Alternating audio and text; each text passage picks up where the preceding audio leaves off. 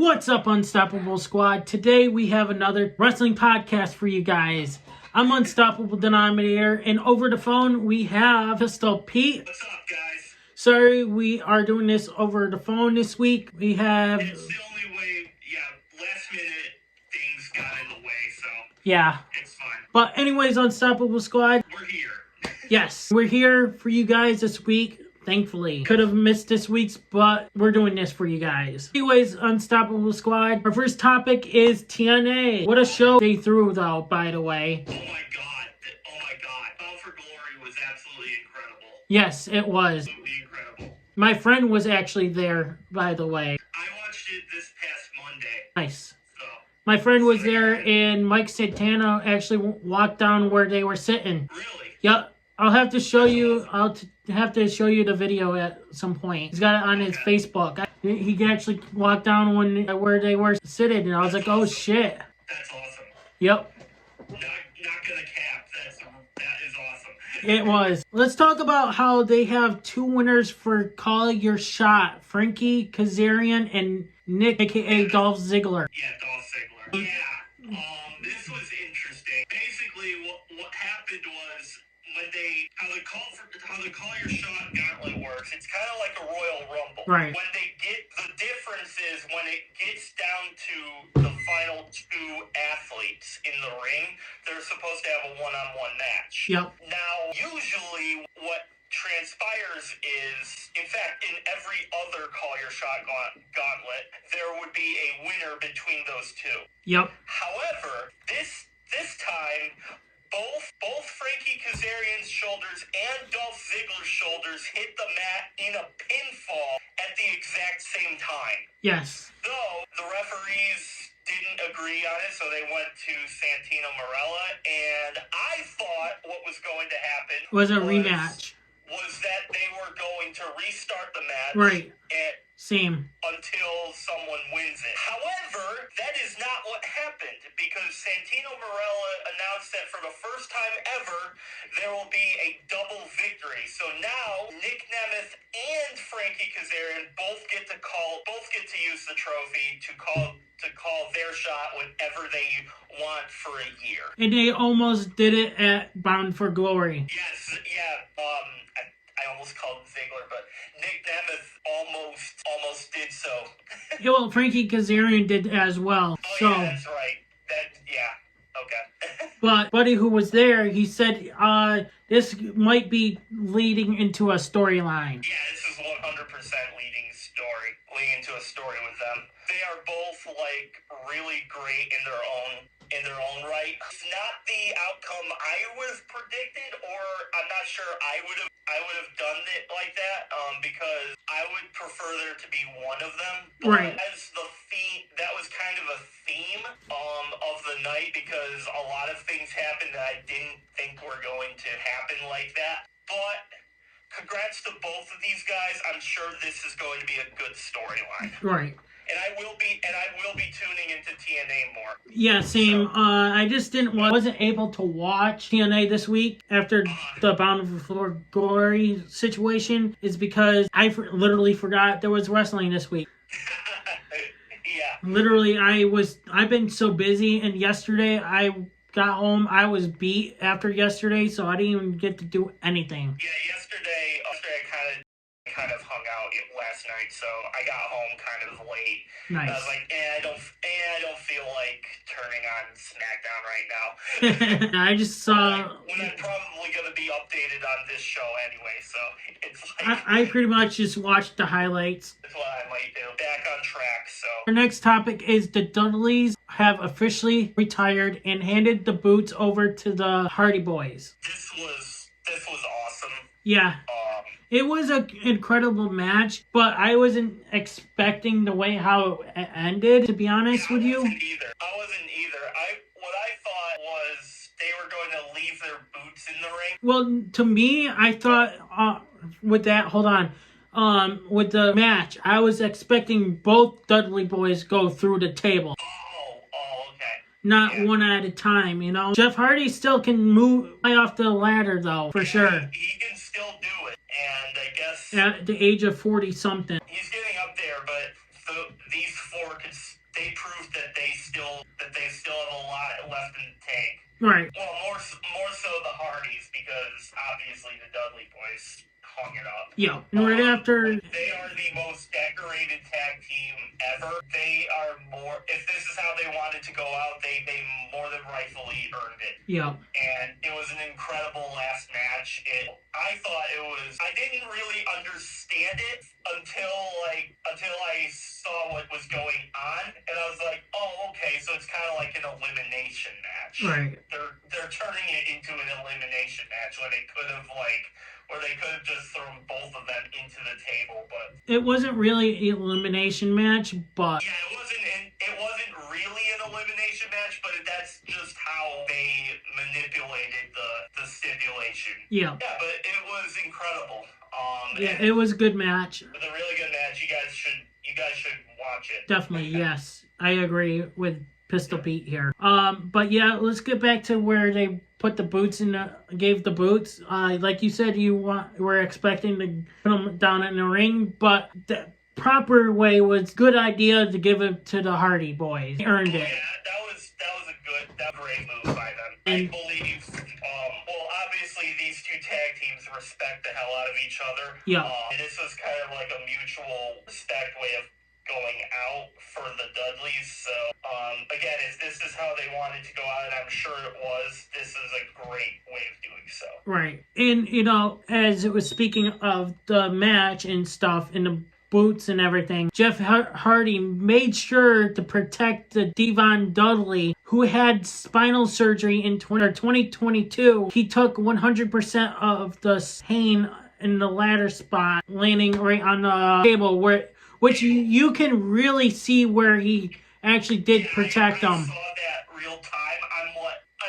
I didn't know about this until we started recording. Yep.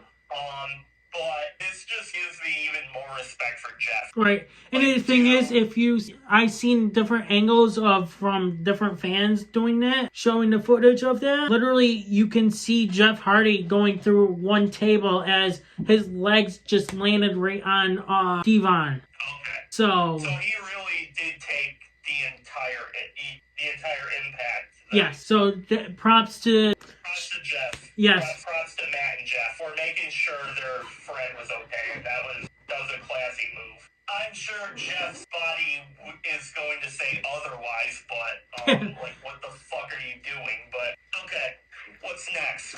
Next, we are moving on to Mike Santana versus Trick Williams for the TNA Championship. And pretty much that was one hell of a good match there too as well. Props off to Mike Santana on winning that match. Great match too. I really think that was like one of a hell of a match between those two. I respect Mike Santana bringing on his daughter, and he like put his head down and his hands on the mat and gave the belt to his daughter and everything. I respect the hell out of this guy.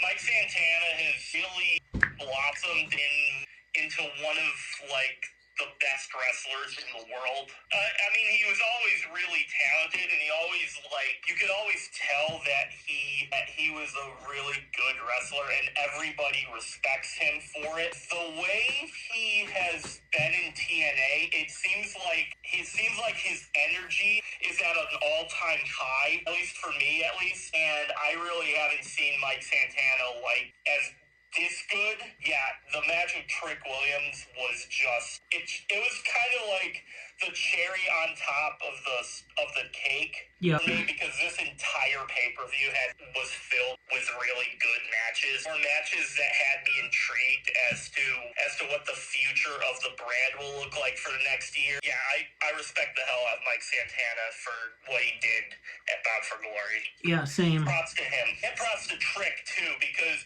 he had to sell everything, and Trick Williams is a good wrestler too. I'm sure he's going to get a main roster call-up. That's what I was just about to talk to you about that there. Did you think he was going to move up? I feel like the real reason of him losing that belt is for him to move up to the main roster, finally. Yeah, I do too. I think Trick has more than earned it. When he was NXT champion, I I felt like he won the belt a little, not necessarily he won it quickly, but it was taken off of him like relatively soon. And then obviously he won it again, then became TNA champion. And I think now that he's done basically everything that he can do, so I think it's time to move him up. Yeah, and see what they can do with him on main roster. Maybe reform the thing with Carmelo Hayes. Who knows? Maybe. Or maybe just start that feud again. That would be, either way, like I could see a lot more potential for him on the main roster than I can in NXT right now. Because I personally think he's done everything he can for that brand, so. Right, sorry. I'm just... No, you're good. I thought of one topic that we forgot to mention, put in our... I saw reports, we'll talk about that after. It's a long time for Trick Williams to... He should have been on the main roster a long time ago. It wasn't nothing for him to prove when Carmelo Hayes moved up to the main roster. Why didn't he join up there as well? Well, Carmelo was ready. He was more ready at the time. For Trick, he had to prove himself as a single star. He had to prove himself... Yeah, but that he could hang with someone other than Carmelo Hayes. Yeah, but the thing is, after losing the belt twice of NXT belt, he should have been moved up. But yeah, I agree with giving him the TNA championship. Now he maybe can move up to main roster now. I don't think he needed it, but now that he lost the TNA World Championship, I think, if they were going to move him up at any point, it would be now. Right. It would be now. And I think he's more than earned it. Reports are saying that wouldn't be the only one that will be moving up. It would be Obafemi, which we actually talked about, I think, last week's podcast. Yeah, Obafemi should have been called up a long time ago. Right. And then I guess there was reports as well with Jordan Grace is moving up to the main roster, and maybe two other people are going to be moved up, as I seen. Oh man, so Jordan Grace isn't gonna have the NXT belt. I guess not. I guess she's already. I thought that was like a shirt given. Like when you signed Jordan Grace, who was probably the greatest Knockouts World Champion ever.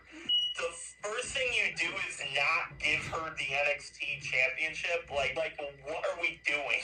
Right. And now, if this report is true, well, first of all, just her TNA resume alone is enough to get her to the main roster. Yeah. But I would have preferred her to have a singles title and before she gets called up. But now that if she's getting called up soon, it's going to be we're probably not going to see that. All right. But I'm kind of sad.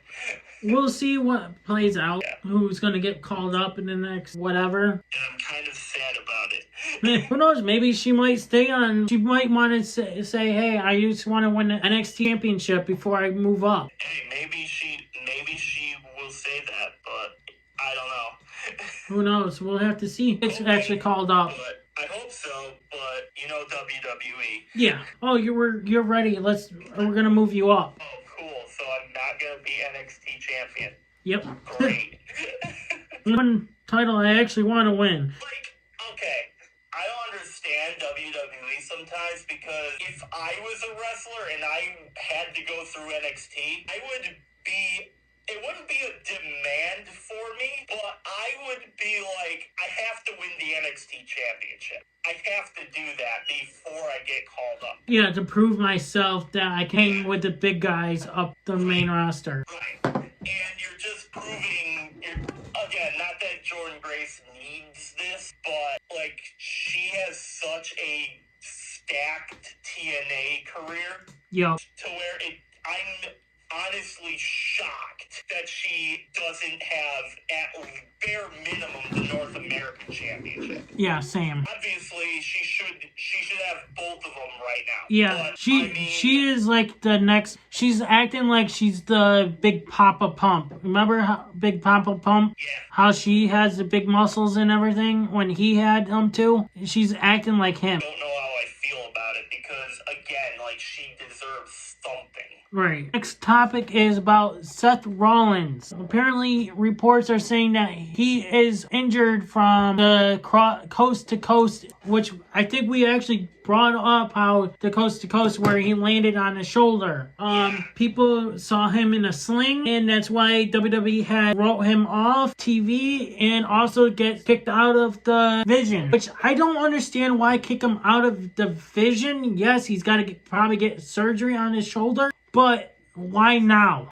I get you guys. I don't normally go, oh my god, wow, because I know everything is scripted. Someone had to sign off on these in order for it to go through on TV. I get all that, but they just formed this faction not too long ago. Yeah, like about 6 months ago. Yeah, they formed it after WrestleMania. So it's why are you just breaking this up now? Right. Is it because Seth Rollins said he doesn't need them? My answer to that would be yeah, but Seth has said things like that numerous times. So, this should be a given. And again, it makes the faction not make sense to me because why are you turning on Seth right now? That makes literally zero sense, and I did not see this coming at all. Yeah, either did I. However, I was talking to a friend of mine about this. Now that they did pull the trigger on this, give Braun Breaker a shot at the title. You think Seth Rollins is going to relinquish the belt, or is he going to be still the champ? Yes, I think reports are saying that he will have to relinquish the title, but reports are also saying, and it's a good thing we talk about this before we get into it. Reports are saying backstage is this guy really injured because of what he did with CM Punk? Faked his injury with the crutches and everything? Yeah, there is reports saying that too. You never know, but with that coast to coast, he did land on his shoulder for sure. Yeah, he definitely did. He definitely landed on his shoulder, and it would not surprise me at all. And if he got hurt right there. And speaking of this, right? You know how Finn Balor won the title and everything? This could lead into a good storyline where he actually wins the belt. And when Seth Rollins comes back and wants the title back, right? Finn Balor can laugh and say, haha, no, not get a title shot for years.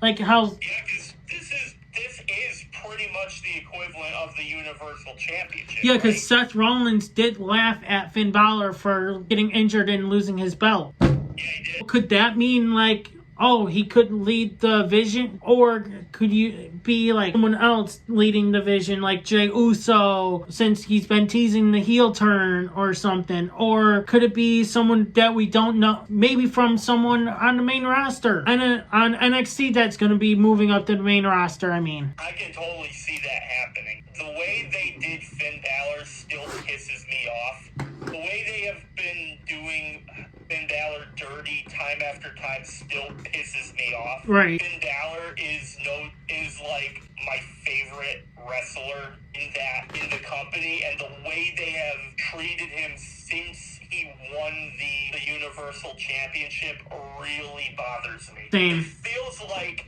once he came back, there was no real opportunity for the belt anymore. And the thing is, they just gave him tag team titles. They gave him not the main titles, mid-card titles only. Yeah. And that was about it. Yeah, it's just, I hope they do something with him.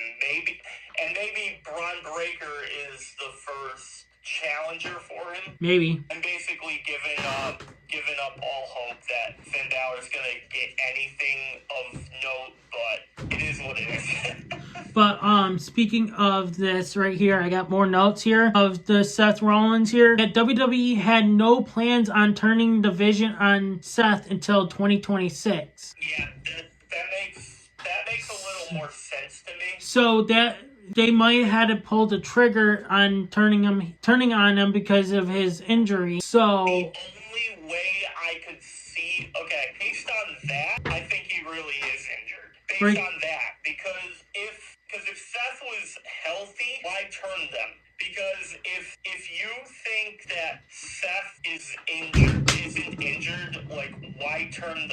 Heyman on him. So But that makes no sense to me. How, with that being said, I feel like you said, Braun Breaker's gonna go for the belt, and I feel like after whoever's gonna take over, right? I feel like they'll split up eventually. Paul Heyman's gonna go with Breaker, not Bronson Reed. Oh, so you think Braun Breaker's gonna be the next? Yes. Okay. I could see that actually.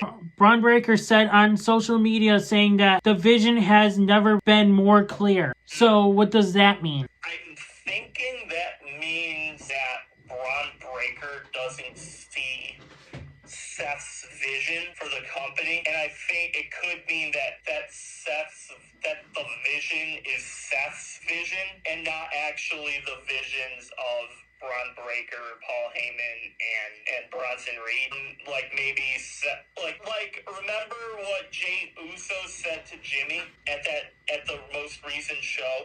Like he said Roman's in it for himself. Oh yes. I think that's what Breaker was saying about Seth Rollins. I think that is what he meant there. Probably. Speaking of this, now that Seth Rollins is now kicked out of the Vision, you think that he's going to team up with Roman Reigns finally and take out the Vision when he comes back. You see 2/3 of the Shield, aka now, speaking of this recording, it's Saturday, the day of the AEW pay-per-view. Jon Moxley could be quitting AEW and could be joining WWE again. So could we see the Shield regroup and take out the Vision? Okay, right now I'm going to say no, because I think there's a lot of rehashing not rehashing, but a lot of things that have to be said to each other, right, in order for that to happen. Well, so right now I'm going to say no. However, it could happen. However, there's always a possibility of things that could happen.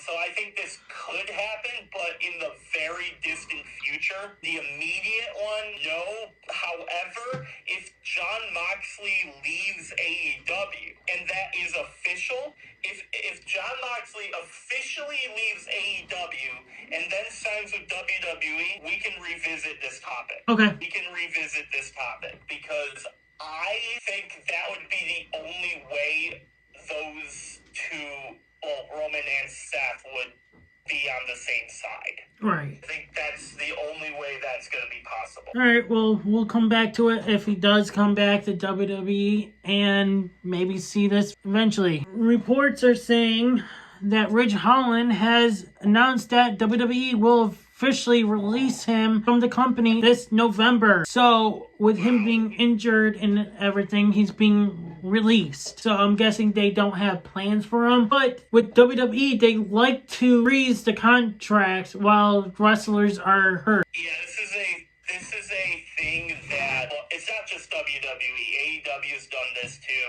and TNA has done this as well, and New Japan has as well. So basically the idea is when a wrestler gets hurt, their time on their contract is basically frozen until they get back. And that has always been a double-edged sword type thing for me, because like, on one hand, I get it, but then we're going to run into a situation where a wrestler is injured or, like, comes back and they don't use his character all that well, and then the wrestler will get pissed at the promoter and will be demanding a way out of there. And then the promoter, what happens then is they go, oh, no, you're not going anywhere until you serve out the point of this contract. Right. So on one hand, for the company's side, it makes sense. However, for the wrestler, it kind of screws them,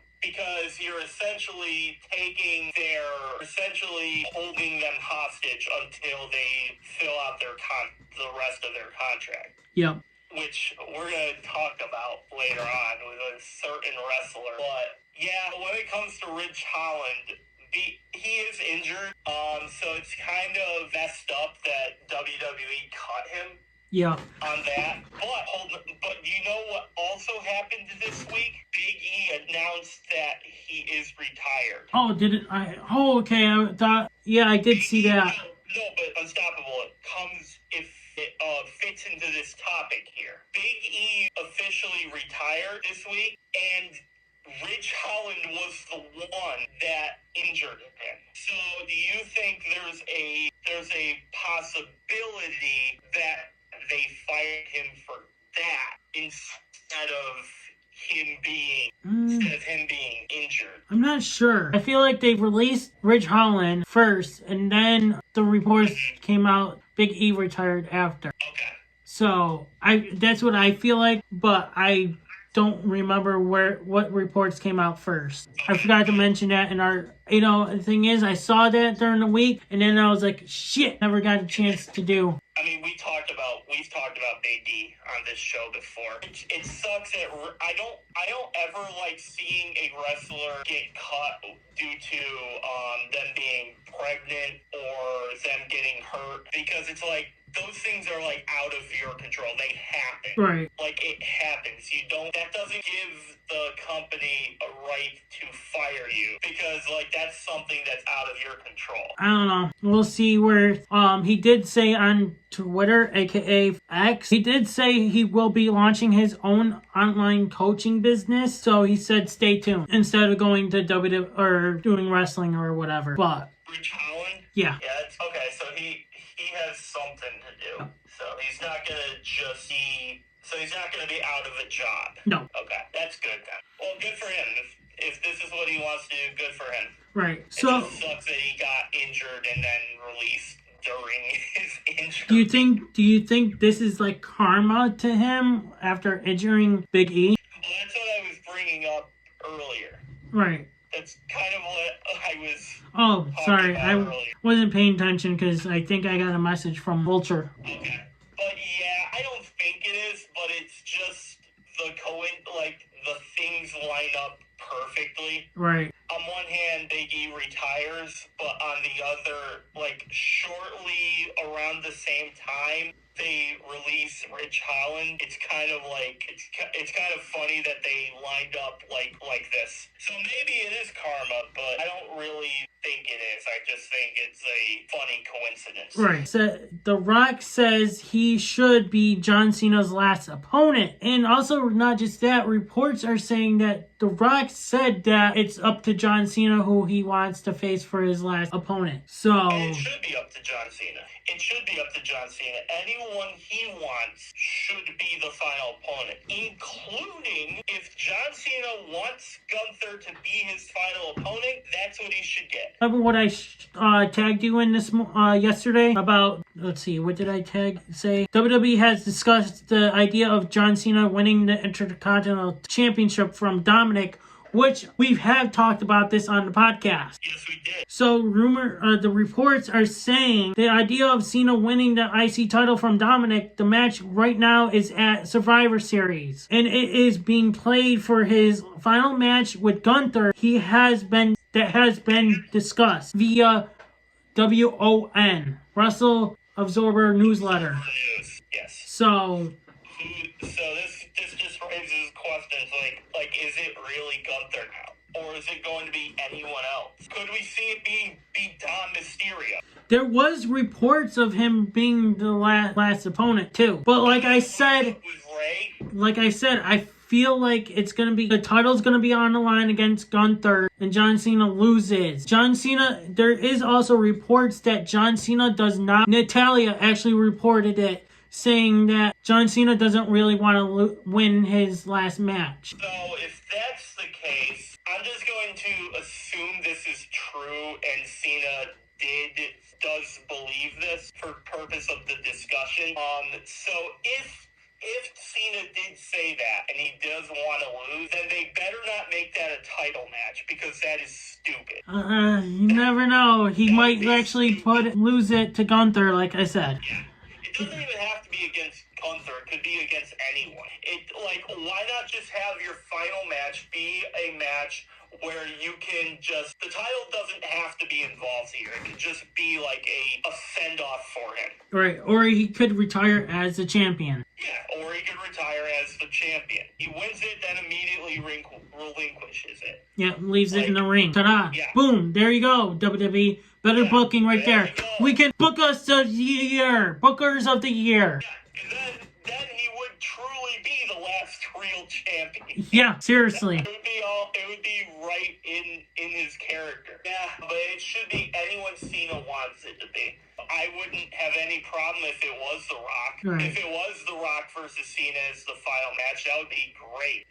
That would be great. But I don't think The Rock can wrestle anymore. I mean, he could. Maybe if he was, maybe he could. We just don't know. He probably doesn't just. Well, I mean, he wrestled at WrestleMania last year. Yeah, he did, but like that was kind of a Tag match, though. A gimmick match, though. Yeah. To have an actual match against John Cena, that would be a good Saturday night's main event type of match. But how much is really left in the tank for both of them? Right. We'll see when the time comes. We still got till December, so. There's only 4 more dates for John Cena. Like I said, we got till December, though, to find out who his last opponent's going to be. AKA, I think it's going to lead into WrestleMania next year. Rock versus John Cena. Whoever wins that match is better Hollywood star ever. There you go. Best stipulation right there. Best Hollywood star ever. And remember how John Cena turned heel for The Rock and everything? You made me turn heel and you never came to my matches, or you never came when I won the belt or anything. Travis Scott was on my side the whole time. You weren't. There you go. That's good storyline right there, too. Yeah, it is. That's a good story. I don't know if you saw, but reports are saying once Samoa Joe's contract is up in AEW, he will be retiring in AEW. So that's kind of unfortunate. Right. I want to preface this by saying I haven't watched AEW in like a really long time. Either have I, but I've been seeing highlights once in a while, but I still don't remember I think the last time Samoa Joe, to my knowledge, was in a match situation, it was against MJF. But I don't remember the last time I saw Samoa Joe on an AEW highlight. Man, but he's had a long career as well. He was in TNA and WWE, and I think he was in Ring of Honor. Maybe not. But he's had a long career, and he's been good everywhere he goes. He's been a champion everywhere he's been. Here we go. His most recent match was on this week, October 15th, an AEW show where he defeated Listico or whatever his name is. So okay, yeah, and I haven't watched AEW in a long time, so forgive me for that. But yeah, I think Samoa Joe, like John Cena, like AJ Styles, like anyone else who wants to hang it up, like I think they should go off on their own terms. However they want. If Joe thinks AEW is the place where he wants to retire, then I think by all means let him do that. I just wanted to see him as WWE champion. Oh, you may not see that happen. I never see that now. Maybe he just wants to retire and continue on the story with the show that he's been doing for, I forgot the damn name. I wanted to say Metal Force or something. But it's something metal. Not heavy metal. I forgot the damn name. The clown that he plays in.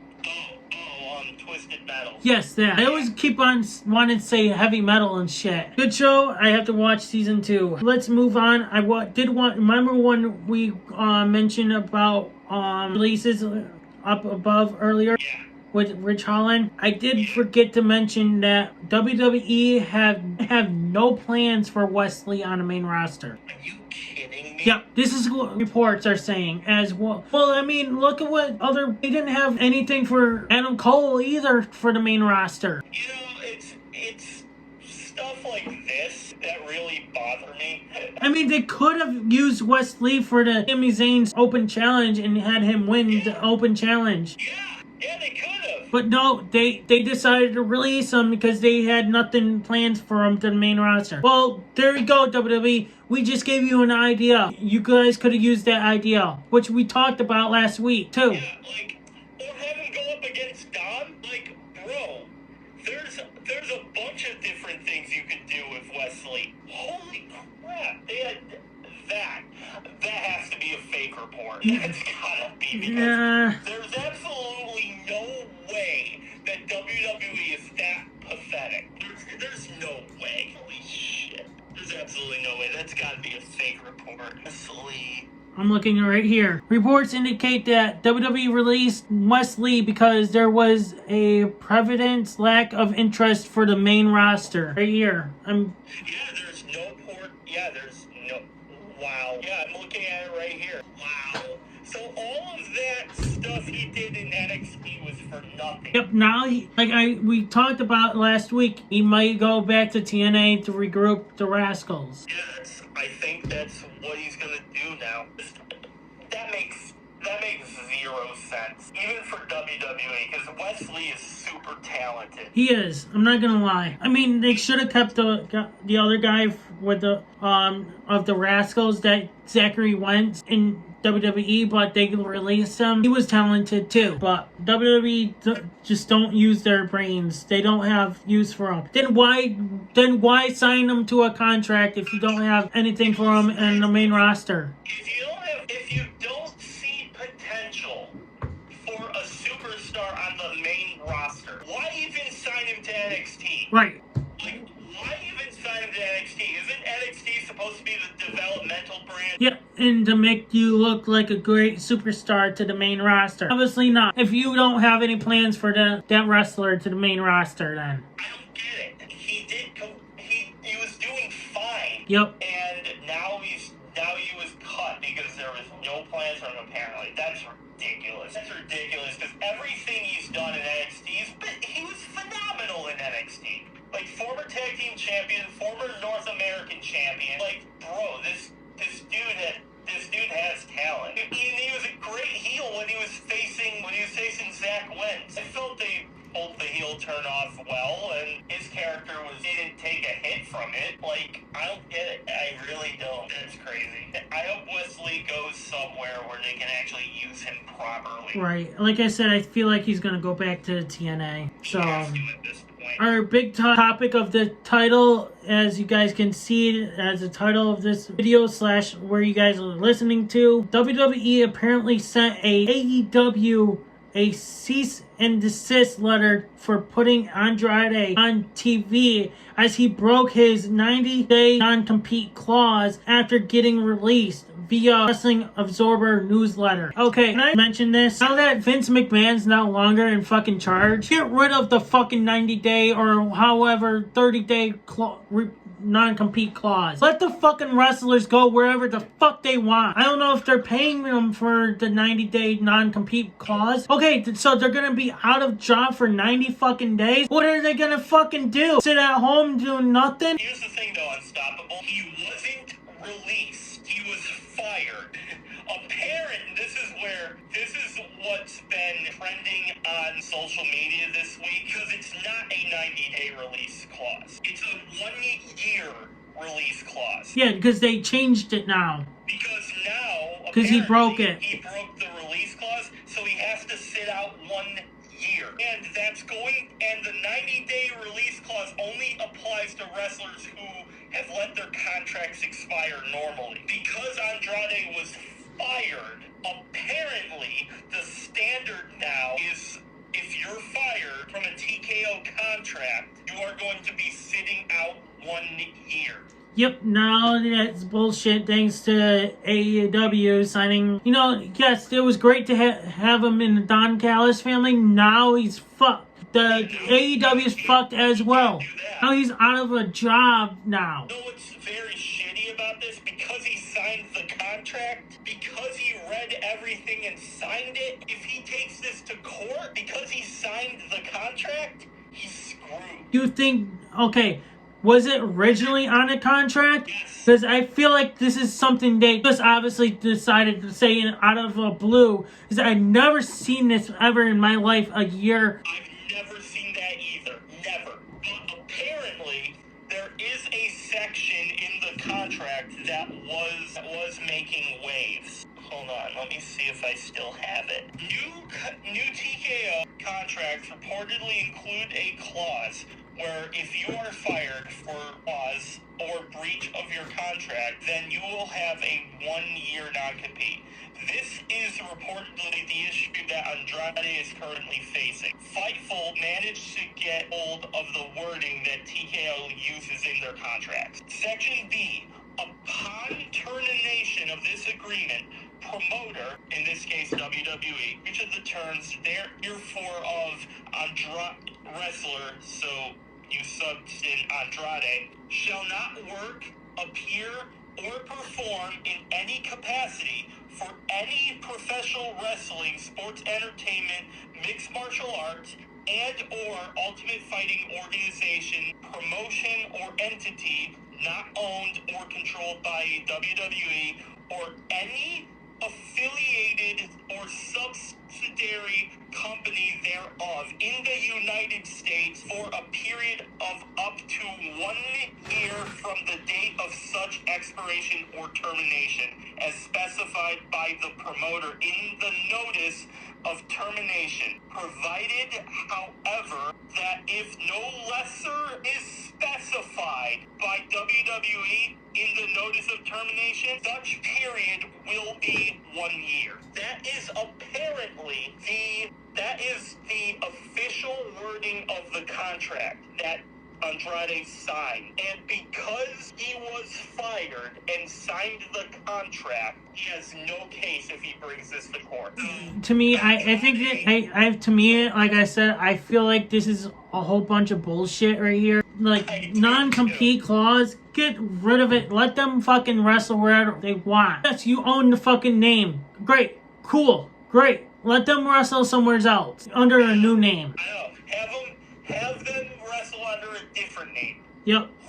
Who the fuck cares? Just let them freaking wrestle. They're wrestlers. So now he's out of job. This is just corporate bullshit from TKO. The thing is, with this bullshit now, he's out of a job for a whole year. And does this mean that AEW is going to have to put this Don Callis family storyline on hold? Or do you think they're going to keep it going and for a year or whatever they're doing? I mean, they've been keeping it going themselves, but like for a while. But honestly, at this point, I think what's going to happen is they're going to have to either put it on hold or they're going to have it keep going on. I think honestly they should just keep it going, but just have like all the Andrade matches just swapped with somebody else. I mean, they have 14 different guys. Well, now 13. They have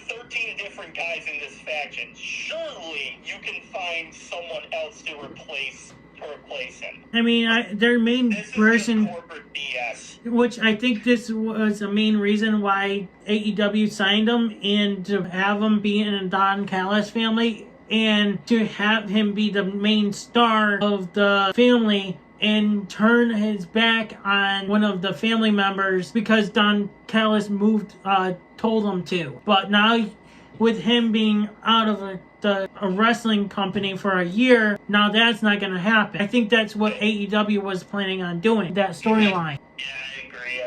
I just think this is BS. And 1 year is absolutely ridiculous. Like I said, he could fight this in court, but because he signed the contract, and first of all, you read that, why the hell would you sign that contract? Me, I never read contracts. I just sign my name away.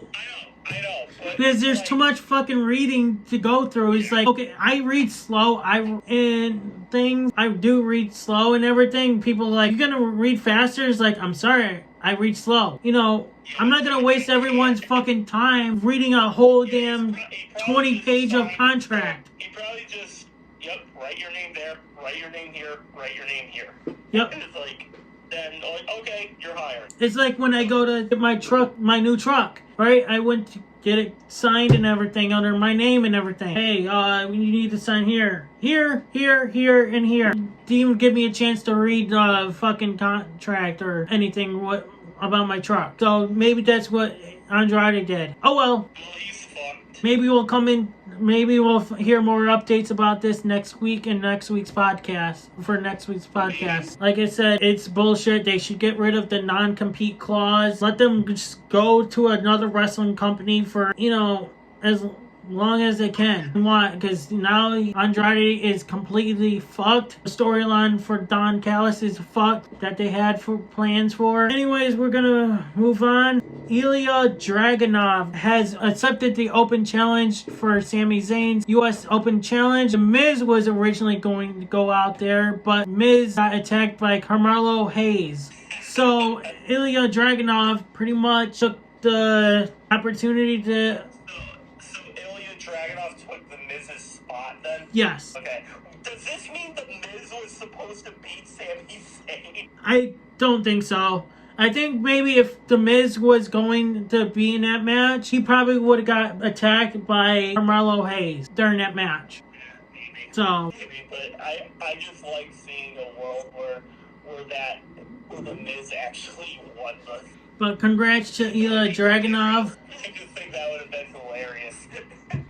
I mean, what is going on between The Miz and Carmelo Hayes is great because Carmelo Hayes didn't want to be associated with The Miz anymore, and Miz took offense of that. The Miz could have made Carmelo Hayes a Hollywood star, but Carmelo Hayes didn't want to be a Hollywood star. Screw The Miz. Oh shit! Screw you! Oh, that's another thing. Why haven't we got Miz versus John Cena yet? I know, maybe that... I don't think that's where they're leading that to, but... Like, why haven't they done that? I feel like that's a match they could have done. A fan said in the comments, I saw someone say that the waste of John Cena's tour thing was due to... They should have just never had Logan Paul versus John Cena, which I do agree on that. It could have been John Cena versus The Miz or someone else. I think that honestly would be better. But yeah, I won't talk about much more of Logan Paul because I know how much you hate him and everything, but... Okay, let's more focus on the person who won the match. Yeah, but I'm surprised This man tore his ACL. I'm actually surprised he's back. I thought he was gone. He tore his ACL. He was the person who beat Gunther for the NXT UK Championship. He got to the main roster. I forget who he faced, but in the match he tore his ACL. He's been out for an entire year due to injury. Comes back, and on his first night back, he wins the WWE United States Championship. I'm shocked that it happened because I thought Sami Zayn was going to do this open challenge thing before. He was facing Gunther in a match. Okay, so he sustained in a September 2024 match against Gunther. He tore his ACL injury. Okay, it was against Gunther then. Okay. It was on the main roster. Oh, wait, he tore his ACL during a match at a WWE live event, non-televised, last year. Oh, okay, so he tore it at a live event. Okay, that's why I don't remember who it was, because I didn't see it. I think Ilya Dragunov is one of the, in terms of NXT call-ups, this guy has skill. He has a lot of good things going for him, aside from the injury. But now that he's back, I think him winning the United States Championship, I have no issue with that whatsoever. Because this man is good. This man is a future main roster, probably world champion, though we gotta see what happens, but the future looks bright for Ilya Dragunov. Now, do you think he could ever face Gunther again and reclaim his, against Gunther since he got injured against Gunther on a live event? I don't know. But right now he's on SmackDown, so it might be a while. Might be a while before he faces Gunther, though. Now that he's on SmackDown. Yeah, I just think Ilya Dragunov's a really great talent. Yeah. To answer your question, I think it would be a little bit of time before he does, so I'm gonna say no. Alright, so our last topic of the day. So, as you guys seen, that Jacob Fatu has taken out backstage. He's being written off of TV for a while because he having an injury, I guess. As it looks like it was supposed to be Jacob Fatu versus Drew McIntyre. Jacob Fatu got attacked backstage, and then Cody Rhodes came out and says, okay, you want to have a match? Let's go. So I feel like Cody Rhodes might have been the one who attacked Jacob Fatu. Speculations could really turn Cody Rhodes a heel instead of Randy Orton and whoever else looked at the belt. Yeah, I think this would be really interesting for Cody. Like I said last week, Cody Rhodes never really struck me as a heel, so I'm not really sure how I would feel about it. I would have to see it for myself, but this would, because Jacob Fatu is a face, this would be a heel turn for Cody. I think that would be really interesting if it was, but something tells me it's not Cody. Oh, I mean, once Jacob comes back, we'll see who attacked him. It's gonna be interesting to find out who. That's gonna be a very interesting storyline, though. Who took him out? I could see it being Cody, but I think it's somebody else. Something tells me it could have been MFTs, but they have their own thing with Sami Zayn now because the MFTs wants to get what they had before, their belts back. Yeah, their Lafala or whatever. I can see it. I guess we got to wait and see. All right. Is that everything? Yes, actually. All right, Unstoppable Squad. Thank you guys for watching. I hope you guys enjoyed this episode of the podcast. We will be back for another one next week for more updates of AEW, of Jon Moxley, and much more. We're actually filming this on Saturday where AEW is doing their show, but we have things going on tomorrow. Anyways, Unstoppable Squad, thank you guys for watching. Like, share, comment, and subscribe because all 4 things are free, and free. I'm Unstoppable. I'm Pete, and we are out. Peace. Hey, everybody, it's your boy Skiz here. And if you don't subscribe to Juan and the Unstoppable Denominator, then you are a toothy bumfuck, pussy-ass bitch motherfucker.